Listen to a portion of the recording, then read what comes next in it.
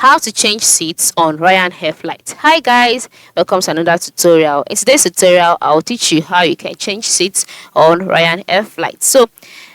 This tutorial applies to people that have booked for flights already and you've chosen seats, okay, but then you desire to change it. How do you do it? First of all, log into your RyanAir account, and then once you're logged in, you'll be brought to your own page. The next step is to navigate through to my bookings tab, which is located next to plan at the top part of the screen.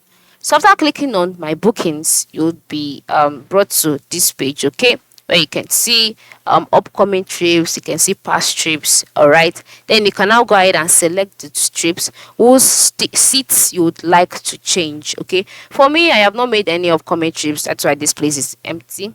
But for you, you would see all of your trips here. Select the trip. After selecting the trip, you will be redirected to another page. On this page, select the manage this booking option.